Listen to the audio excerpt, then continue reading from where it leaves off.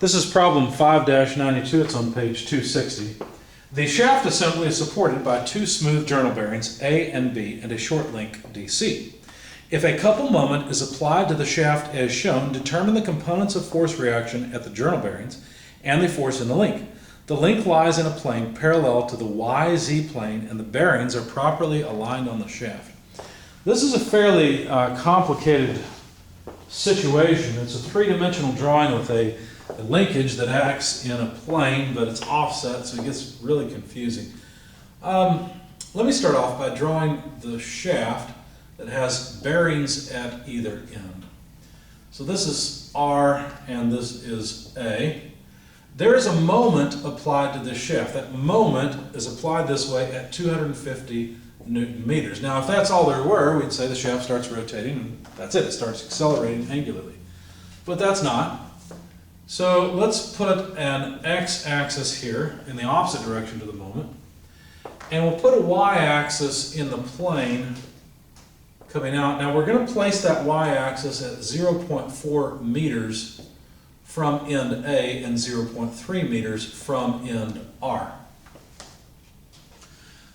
The thing that keeps this shaft from rotating is the fact that, let's see, first of all, let's put a z-axis here. The fact that there is a link, something like this. So in the zy plane is a link at 30 degrees from vertical that actually, let me take it up a little bit farther. It has an arm that comes over parallel to the shaft. So this arm is, piercing through a particular point in the YZ plane and is parallel to the x-axis. Its length is 0.12 meters from here to here, and the length of the link itself is 0.25 meters. So that's from this point to this point.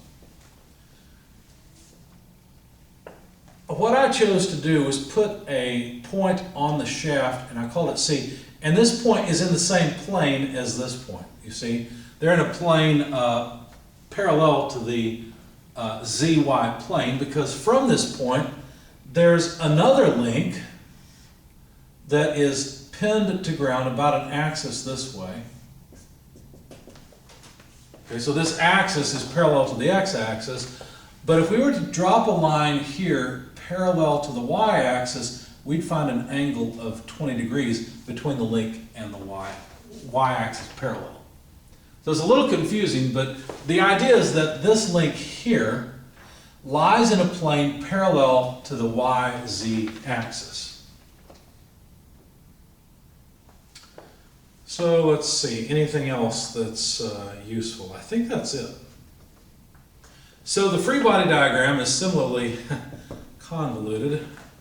But what I've chosen to take as the free body is the shaft along with that length that's at 30 degrees to vertical and the bit that comes over parallel to the x-axis. That way I can say that the force, by the way they call this point D, the force from the link at D I just called FD. Now what's interesting about this is we know its direction, right? It has no x component. It has a negative z component and a positive y component. Basically, this is at 20 degrees to a line parallel to the y-axis. Okay? And I called this point B. So B and C are sort of above each other. They're both 0.12 meters from this line, from the y-axis. Going straight, well, they're both 0.12 meters from the zy plane. Now, since these bearings support the shaft, there must be an RZ component and an RY component. And since the bearings at A support the shaft, there must be an AY and AZ component here as well. I'm used to the y-axis being the vertical, and so it's a little strange to me to see this. It's not an x direction. The x direction is along the length of the shaft, but we're working in 3D here, so. That's not it though. There is another load on this, and that is the moment, the 250 Newton meter moment or torque applied along the axis of the shaft.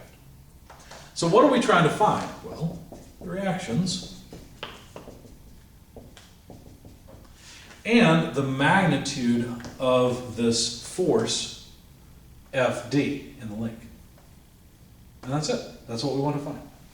Now I went ahead and I wrote FD as a vector. I don't know what its magnitude is, but if I write it as a vector, it would be its magnitude multiplied by its components. Like I said, notice there's a positive y component, and that side is the cosine side, so cosine theta j, but there is a negative k component. It must be the sine side. You see that? So I've written that as a vector so that I can use it. Now, I could take cross products here if I wanted to, but I think the easy way to do this is to calculate the magnitude of FD itself by simply taking moments about the x-axis. Because think about it. If I take moments about the x-axis, AZ, AY, RZ, RY, none of them have any moment arms, so they're not going to appear in the equation. So the only thing that would appear in an x equation, a moment x equation, would be FD and this torque. Now it's a negative torque because it acts in a direction opposite to the x-axis. So I write negative 250 Newton meters in the I direction, because we'll write this as a vector, I guess, plus RCB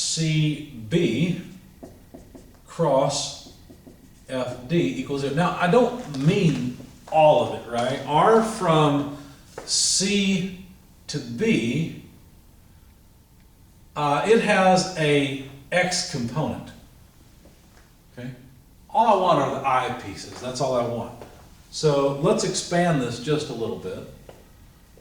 So 0, or better yet, 250 Newton meters in the I direction equals, and here I just want the I component. I guess you could say this cross product dotted with I, okay, because that's the only piece that I want. Okay. So RCB, what is R from C to B where FD is applied? Well, let's see. R from C to B would be 0.25 meters. And I guess what I'm trying to say is I only really care about this component, right? I don't care about the piece along the x-axis. Why? Well, the piece along the x-axis gives me an I component. But if I take the cross product of I with anything, and I'm trying to get just the I piece, it'll be gone, right? It's not going to give me anything. So anytime I have an I component in this vector, well, I'm going to take it crossed with I, J, K components in FD. Let's make sure this works. The I cross I will go away, so that won't be interesting. I cross J, well, let's see. I cross J is K, so that'll give rise to a K component. And then I cross K, well, let's see, I cross K will give me a negative J component. So you see that whatever piece of R from C to B, if I was going from here, let's say, if I was going from there to there, any piece along the I direction won't give me a moment about the I axis. That's the reason I put C over here and not here. That way, I didn't have to mess with it, right? I knew that I've got a, let me do it this way, different color. From C to B is also a 0.25 meter distance, right? It's parallel to the line that's actually part of the link that applies a torque to the shaft. So I was just thinking ahead, trying to make my life easy. Hopefully I didn't confuse you too much in that process. So I've got the magnitude of CB. All I need to do is take the components. Well, this line is also at a 30-degree angle to vertical. And so to get the, let's see, to get the J component, I need sine. Sine of 30 degrees J. And to get the K component, I would use cosine. So notice both are positive, so positive 30 degrees K. But I'm computing a cross product, so I need the cross product with FD. But that would be the magnitude of FD crossed cos theta. And we got to be careful here. This theta is really 20 degrees. When I first worked it out, I used theta for both the position vector and the force vector, and I forgot that they were two different angles. So let's be more careful, and we'll put in the actual angle minus sine 20 degrees J. Just copy, if you can't see it, if it's not on the camera, all I've done is copy this. You'll see how it comes out here in a moment. So 0.25 meters multiplied by FD. Let's just pull the scalars out front. And now let's take the cross product. Well, J cross J is 0. And I'm sorry, I messed up. This should be a K. There we go. So J cross J, the first term in the force, is 0. J cross K, well, let's see. J cross K is I. So I get sine of 30 degrees times negative sine of 20 degrees. J cross K is I. And then K cross K is 0, but K cross J is negative I. So negative I, let's just put it first, it doesn't really matter. And then the scalar pieces, cos 30 times negative sine 20. Okay. So this is 0.25 FD. I'm going to drop the units because, of course, we've got Newton meters on one side. There's the meters. Here's the newtons. So why bother? So we know FD comes out in newtons. Simplifying this just a bit, we've got minus sine 20 degrees sine of 30 degrees plus sine of 20 degrees times cosine 30 degrees. Okay. This number came out very close to 1. It's not quite 1, but it's very close. And of course it's all an I component, so let's do that. So basically the I component on this side, 250, equals this side. So let's drop the units and the I, we don't need that, equals 0.25 FD times whatever this mess becomes, and that number is 0.9848 or so. I did round it off eventually, but I didn't when I was calculating. For example, I calculated FD, still had that number in my calculator, and so I was able to just rearrange and take 255.25 by 0.9848, but actually have the full number in my calculator. And when I did that, I got about negative 1015.43 newtons. So there's the force from the wall through the link onto that point. Now notice that we know the direction of this force because this member here, this link, is a two-force member. There's only force at either end.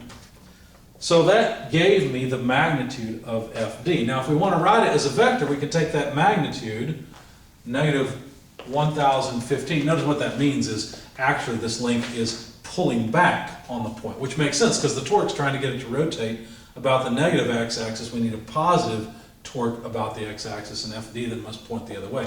So if we take that magnitude of negative 1015.43 newtons and go ahead and multiply through by the components, cosine 20, negative sine 20, then we can write FD as a vector as follows. And I'll just leave the sense in this direction to note the components are negative. Negative 954.19 J plus 347.30 K, and of course these are all newtons. And if you take the square root of some of the squares, of course you get this number back. So that gives us FD as a vector. And notice all I did was I used up the sum of moments in the x direction equation. I still have 3 force equations and 2 moment equations that I can apply if necessary. So I just continued with moment equations, summing moments about the y-axis. What do we get? Well, let's see. About the y-axis right here. Notice that this force has a J component that won't contribute here, but it has a K component that will contribute. So this K component actually is pulling upward on this point. So that's going to cause, if you think about it, it's offset from the y-axis, it's pulling upward with a moment arm of 0.12. That's going to cause a negative moment. So negative 347.30 multiplied by 0.12. And again, I've dropped my units because I know they are newtons times meters, so I'm not going to worry about it. But that's the moment of this force about the y-axis. But notice that RZ and AZ also cause a moment about the y-axis. Those are a little easier to see than what I've written so far. So they are just basically RZ times 0.3 meters. You can see that's its moment arm. And of course that it causes a positive moment, minus the negative moment, or minus the moment caused by AZ with its 0.4 meter moment arm. Anyway, the sum has to come out to 0. So from this, we can say that AZ, if I solve for AZ, just divide through by 0.4 everywhere, move AZ to the other side, and you get 0.75 RZ, because of course 0.3 divided by 0.4 is 0.75. And then we're moving this, well no, this stays on this side, AZ moved to the other side. So the sign remains the same, minus, well, what do we have? We've got 0.12 divided by 0.4, so that's 0.3. So 0.3 times 347.30 or so. I've rounded it off at this point, but that's fine. Now, I could go ahead with the sum of moments about the x-axis, but I looked at this and said, you know, if I sum forces in the z direction, I'll have another equation with AZ and RZ. So why don't I approach it in that manner? AZ plus RZ. And what force do I have in the vertical direction? Well, certainly not that moment. I've got a force in the vertical direction right here of negative 900, well, wait a second. That's in the j direction, that's the wrong one, it's this one, K. It's so plus 347.30, and this sum comes up to 0. So now I've got two equations, two unknowns. And the way I solved it is I rearranged this to solve for AZ as well. And so that's simply what negative RZ minus 347.30. Okay. So you notice I have two equations for AZ. I can set them equal to one another and say then that negative RZ minus 347.30 from here equals 0.75 RZ plus, well, no, minus 0.3 times 347.30. So let's take this RZ and move it to this side. We get 1.75 RZ. Let's take this 0.3 of this number and move it to the other side, and what would we get? 0.3 minus 1 of 347.30. And so now, from this, obviously just take this left-hand side divided by 1.75, and it yields RZ. And RZ comes out to about negative 138.92 pounds. And that is a little, much like a 4.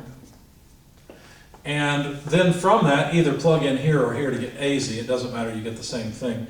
AZ comes out to about negative 208.38 pounds force. So we've got two of our reactions. In fact, let me just write them in over here. So we've chosen the wrong direction. RZ actually pushes down, but I'll just leave it as negative 138.92. I won't write down the units, I don't really have the space. AZ, negative 208.38. Okay. And I think that's it for now. Let's take that same approach and see what happens with the last two equations that we have, which is a sum of moments about the z-axis. So the z-axis is right here. That'll incorporate AY, RY, as well as the horizontal component of FD. So let's see, what do we have?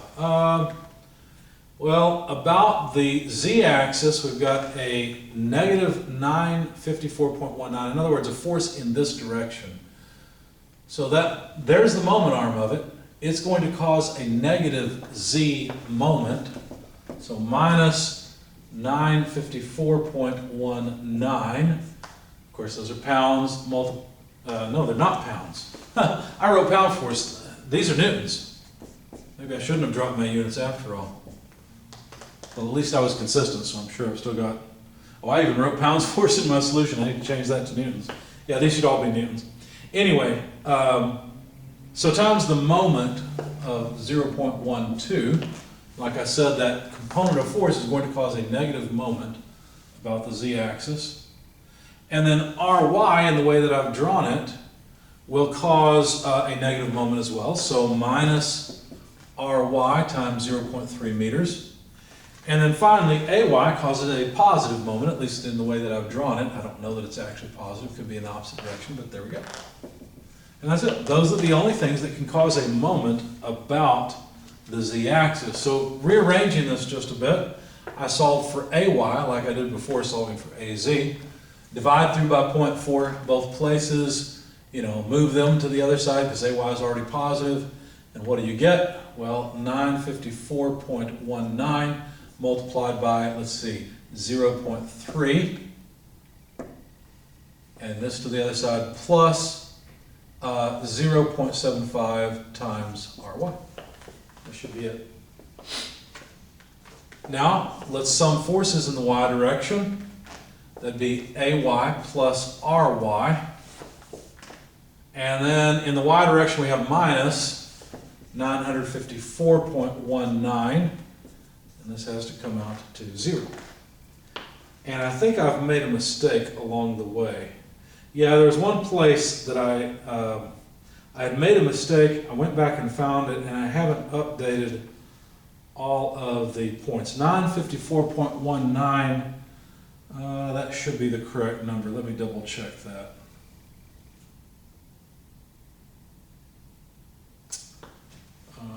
FD, yeah, 954.19. Yeah, I've also not updated all of the places where I use that number. I had 936.69, and that's not right. It's 954.19.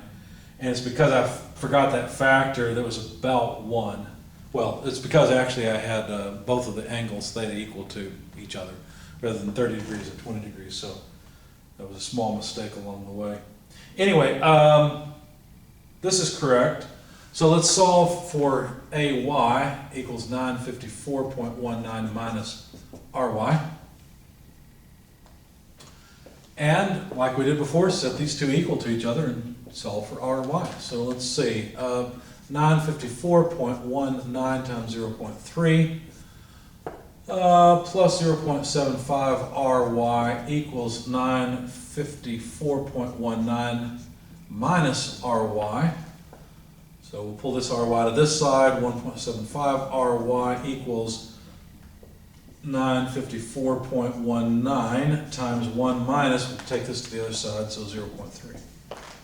And so from this we get that Ry is equal to, let's see, I've got it here somewhere. There it is, 381.68 newtons. I've got pounds force written here. I've got to fix that as well in my solution. And then Ay we can get from either of these two equations. It really doesn't matter again which one you get it from. You get the same thing. And it comes out to 572.51 newtons. So we've calculated the reactions at the bearings, which of course is important because that helps you size the bearings. We've calculated the force in the link. And of course all these, one of the main reasons for solving for these forces is to make sure that the materials that you build the thing from will actually support the loads that you're asking it to support. And you might have to analyze a structure in multiple positions in order to determine how the loads vary at different positions. But for this position, those are the results.